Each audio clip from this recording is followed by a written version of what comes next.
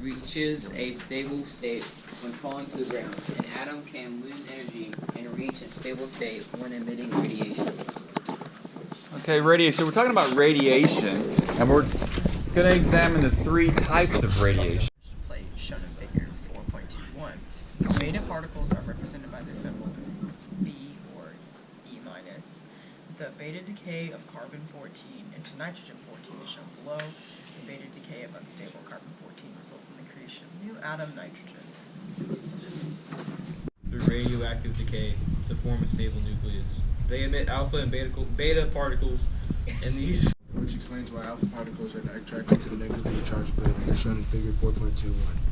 An alpha particle is equivalent to a helium-4 nucleus and is represented by... And strikes your DNA and causes these thymine dimers, these thymines to pop out, which results typically in skin cancer because the polymerase comes along and it stops here and is not able to keep going to produce the protein it needs to make the cell functional.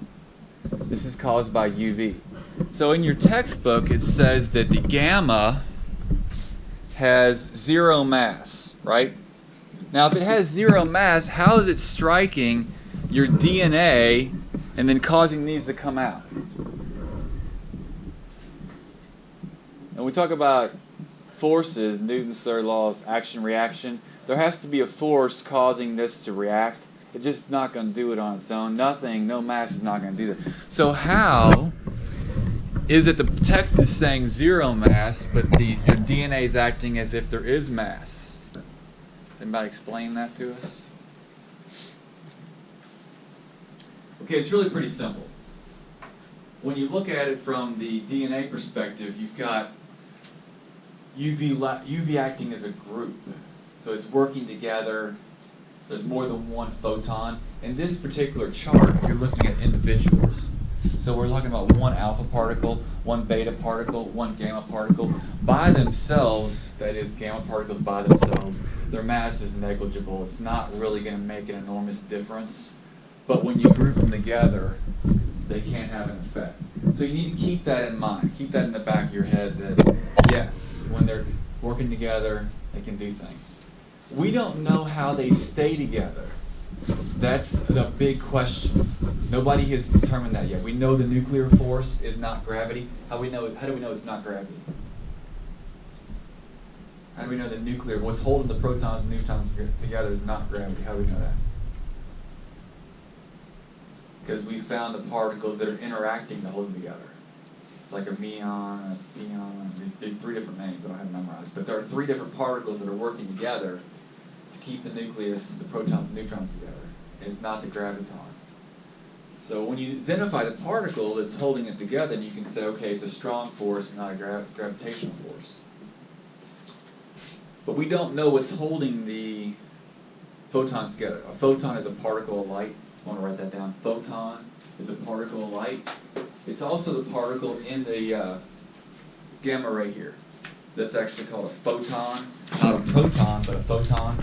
Marie Curie, she worked on, it says, what name did Marie Curie give to the process by which minerals give off rays capable of fogging photographic plates? She said they were called, if we read on, it gives the name right here. It says Marie Curie. What'd she call them?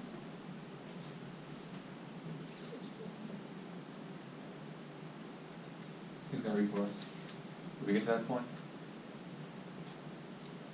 There were 2 people that were working on it. It was Marie Curie and Becquerel, right? So Becquerel discovered by chance that phosphorescent uranium salts produce spontaneous emissions. So he was working on the phosphorescent uranium salts. So they were both working on it. So what did Marie Curie notice about them? It says chemist Marie Curie and her husband, Marie Curie, took Becquerel's mineral sample called pitch blende and isolated the components emitting the rays. They concluded what? Who's going to continue that? we're stressing Marie Curie here because she's a female. This is like really a big, I guess you would say, jump in science, because typically at this point we've been talking about who? Males only, right?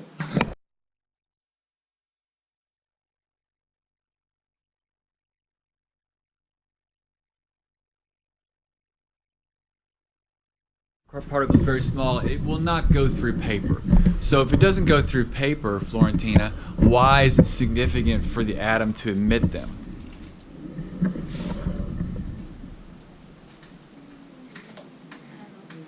Basically, it's trying to shed its weight or become smaller. And why is it trying to do that?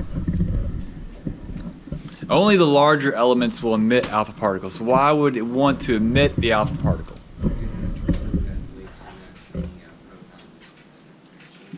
Right, it has to do with the proton to neutron ratio. So we read about that in chapter 4 when we talk about the proton to neutron ratio, where it says nuclear stability, the primary factor in determining atom stability is the proton to neutron ratio. So if you have a larger element, it wants to get rid of some of the added neutrons to affect its ratio. And it can do that by the alpha particles. Does everybody see? So it really is just trying to get rid of these particles, not really causing a lot of damage to other things. Now, if you were to breathe them in, it could be a problem, because the alpha particle could be in the atmosphere, can get caught up in smoke, and you breathe it in. It's a positively charged particle. It could have an effect on your health if you breathe enough of them in. If you were around like a nuclear reactor that, let's say, melted down, and you had enough protection, but you breathed in enough alpha particles, it would affect your lungs. Chemistry for her work with polonium and radium. Okay, very good. So this kind of reiterates on our Nobel Prize that we're writing about for chemistry. Now, you're going to have a break here from Friday till like next Wednesday, where you can work on your Nobel Prize article. Remember, you just have to pick one person, and you're going to try to relate to them how they influence your life with their win. She's really the first woman that comes on the scene in the text from a chemical perspective. Now, that's not to say that women weren't doing things. When we had Antoine Lavoisier, where was the woman there?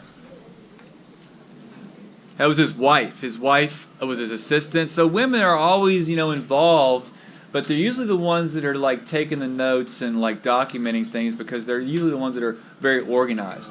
Women tend to be very organized, or more organized than men are. So you can see here that she's working with her husband.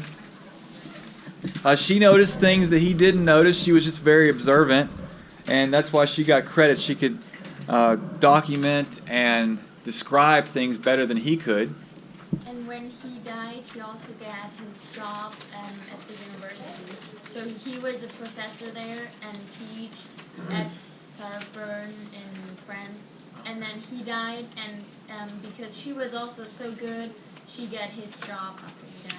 Right. So, you have to remember, this is a period of time when women's rights were not at the forefront. This is like 1903. Most women, didn't go on to college. That didn't happen until you studied that in history a little bit after 1903. Figure 4.21 or 4.21, radiation was deflected toward the negative plate, the positive plate, or not at all. It doesn't have any mass. The question is, how can it damage your DNA if it doesn't have any mass? Action, reaction, Newton's third law.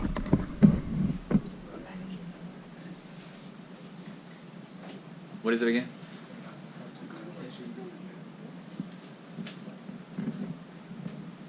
They're going to get through your skin to your DNA. So the question is, if it doesn't have mass, how does it damage your DNA? Because it would require force to pull the thymine dimer out in the ultraviolet. So how's it doing that? Evan? Anderson? How's it doing that?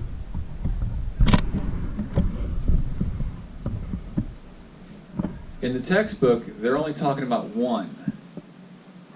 They're talking about one particle, one electron, one alpha particle. See how they give the mass of one alpha particle is 4? Does everybody see that? Now, in ultraviolet light and in radiation, that is nuclear reactions, they're emitting more than one. They're emitting streams. The ultraviolet light's coming to us from the sun in streams and like wavelengths, groups, not just one.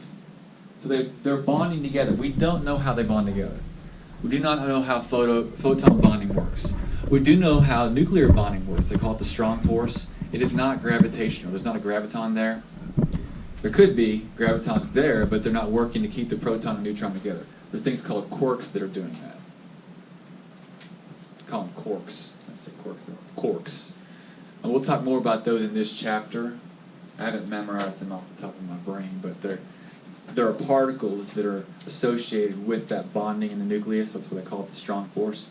We don't know the particles that are keeping the photon together. The photons together in white light, X-rays, gamma rays. How do we know that they are being bonded together? How do we know that photon bonding occurs, Olivia?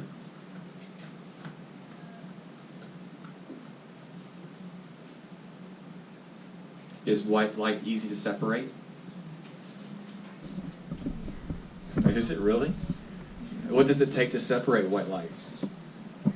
A prism. So it doesn't do it naturally. It just doesn't fall apart like when it comes through the window. I mean, the white light's coming through the window there, and it still looks white in here. We've got white light coming through the plastic above us. It doesn't separate into the colors. Here's the color spectrum right here. If you didn't know that, you can take white light and break it into the colors. Now, the color that's being absorbed into your shirt is not what you're seeing.